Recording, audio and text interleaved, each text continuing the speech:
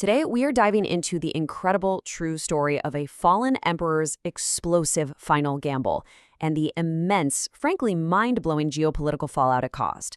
We're talking about Napoleon Bonaparte. This is a man whose ambition was so vast, the world quite literally seemed too narrow for him. But look, we aren't just going to recount his famous return to power today. We are really going to dig deep into the permanent, sweeping aftermath of his actions.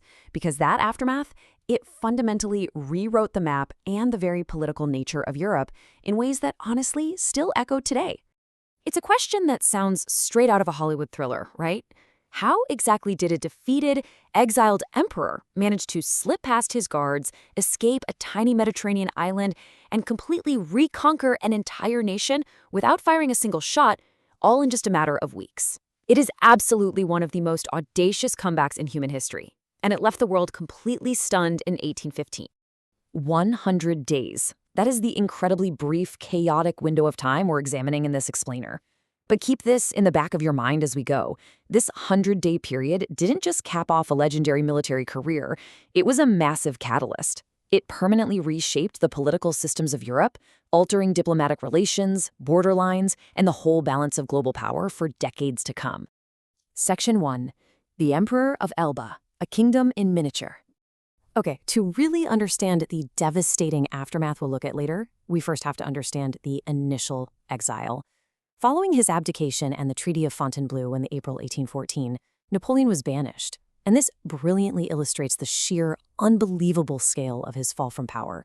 Think about it. He went from being the absolute master of half the European continent, directly controlling the lives of 70 million people, to, well, his new reality.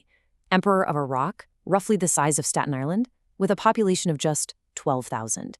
Sure, he busied himself building some roads and tweaking local agriculture, but for a guy with his boundless, frantic energy, this was a kingdom in miniature. It was a spectacular come-down.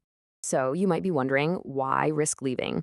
Well, the terms of his exile were broken almost immediately. The restored Bourbon king, Louis XVIII, never paid the 2 million francs a year that Napoleon was promised. On top of that, he was completely cut off from his wife, Marie-Louise, and their young son. And then there were the rumors. Whispers were swirling from the Congress of Vienna that the European powers were already planning to relocate him somewhere way further away, like the Azores. Combine those broken promises and threats with the very real news that the French people were already deeply unhappy with their new king, and you have a perfect recipe for restlessness. Section 2. The Impossible Escape, Slipping the Net. By late February 1815, Napoleon realized his window was closing. If he waited any longer, he risked losing his chance entirely, or worse, waking up deported to some remote rock in the middle of the ocean. Now, the crazy thing is, the British actually saw this escape coming. Colonel Neil Campbell, he was the British commissioner tasked with keeping an eye on him on Elba. He wrote this exact warning back to Lord Castlereagh. Campbell essentially said, look, if his money issues aren't sorted out, this guy is fully capable of launching an invasion of the Italian mainland at Piombino, or trying some other wild eccentricity.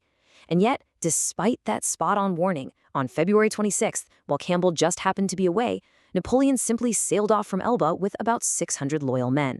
He lands on the southern coast of France on March 1st. And what followed was honestly almost comical for the restored monarchy. King Louis XVIII panicked and sent troops down to arrest the usurper.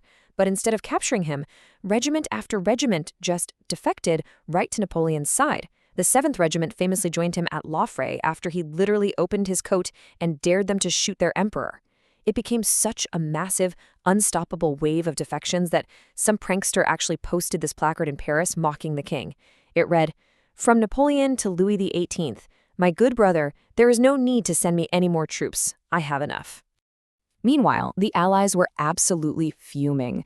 This quote from a British Parliament debate perfectly captures the sheer, unadulterated outrage over how easily the French military just tossed the king aside and rallied back to Napoleon. To the powers of Europe, this wasn't just some localized political crisis. It was a horrifying, cowardly breach of faith. And this exact outrage, this is precisely why the Allies are going to show zero mercy to France in the aftermath of this stunt. The betrayal here directly fueled the massive geopolitical crackdown that was just around the corner. Section 3. The Flight of the Eagle, a masterclass in charisma. Okay, let's dive into this timeline because this march from the coast to the capital became a stunning, textbook display of charismatic authority. Without firing a single shot, Napoleon used his personal mystique, his past glory, and his frankly brilliant grasp of public relations to build an unstoppable momentum.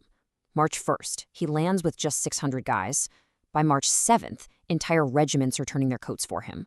By mid-March, as he approaches Lyon, his tiny little band has snowballed into an army of over 14,000 men. And on March 20th, less than 3 weeks after his boots hit the sand, he enters Paris and is quite literally carried shoulder-high into the Tuileries Palace by cheering crowds. King Louis XVIII had already packed up and fled the city. Watching how the French state newspaper Le Moniteur reacted to this rapid advance in real time is so fascinating. On March 10th, when he's still pretty far away down in the south, the establishment is in full-blown panic mode. The headline reads, "The Corsican ogre has landed," right? He's framed as this terrifying, inhuman monster.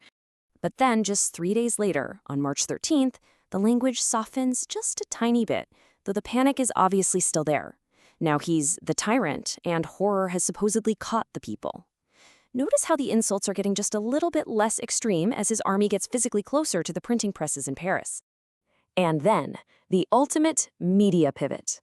By March 22nd, with Napoleon firmly back in the palace and in charge, the Corsican ogre has miraculously transformed back into His Majesty. The newspaper now reports indescribable jubilation. It's a perfect, almost hilarious illustration for us today of just how fast public relations and media narratives can completely flip to align with whoever happens to be holding the reins of power. Section 4. The 100 Days, the climax at Waterloo. But as you can imagine, taking Paris was one thing. Holding on to it against a totally united, extremely angry Europe was something else entirely. Upon his return, Napoleon really tried to rebrand himself. He swore up and down he had peaceful intentions, claiming he only wanted to rule France without outside interference, and he even proposed new liberal democratic reforms. But the European powers meeting at the Congress of Vienna, they weren't buying a single word of it. They completely refused his overtures, outright declared him an outlaw, not a leader, an outlaw, and immediately mobilized massive armies to crush him once and for all. The resulting clash was incredibly fast and brutal. On June 18, 1815, Napoleon faced the combined British and Prussian forces at the legendary Battle of Waterloo in present-day Belgium, and he was decisively defeated. Just 4 days later, on June 22nd, reality set in, and he abdicated for the second and final time. By July 8th, the Bourbon King Louis XVIII was back on the throne in Paris. The 100 days were officially over. Section 5. The lasting aftermath. The consequences of the gamble. And this brings us to the real core of our explainer today, the lasting aftermath.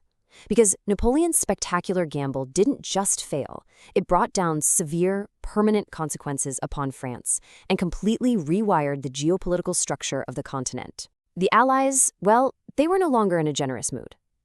So the crucial point is that the Second Treaty of Paris, signed in late 1815, was incredibly punishing. France faced much harsher territorial losses, stripping away the defensive buffers they'd previously been allowed to keep. They were hit with severe financial penalties and forced to pay massive reparations. The Bourbon monarchy was permanently restored, this time with even tighter conservative backing. And as for Napoleon, no more cozy Mediterranean islands for him. He was shipped off to St. Helena, this incredibly remote, inescapable rock way out in the middle of the South Atlantic, where he would eventually die. But perhaps the most significant, overarching consequence of the 100 Days was how it permanently solidified the Concert of Europe. Think of the Concert of Europe as essentially a rigid 19th century security pact. Because Napoleon had just proven how terrifyingly easy it was for a single nation to disrupt the peace, the Congress of Vienna clamped down hard. They completely locked things down, establishing a highly coordinated diplomatic system meant to enforce conservative monarchical rule. This effectively crushed democratic movements and liberal reforms across the continent for decades, all to ensure that no one like Napoleon could ever rise up and plunge Europe into chaos again. Which leaves us with a truly fascinating historical paradox to ponder. By refusing to accept his initial exile, Napoleon executed the most incredible, almost unbelievable comeback in human history. But in doing so, he guaranteed his own permanent destruction. He bankrupted France. He cost tens of thousands of lives at Waterloo. And he provided the exact justification the European powers needed to lock the continent into a rigid, conservative, monarchist system for a century. So what does this all mean? Did the man of destiny ultimately destroy the very empire he was trying so desperately to save? It's a question that makes the aftermath of the 100 Days one of the most pivotal and ironic chapters we could ever study. Thank you so much for joining me for this explainer, and I really encourage you to keep exploring the incredible, lasting echoes of this event.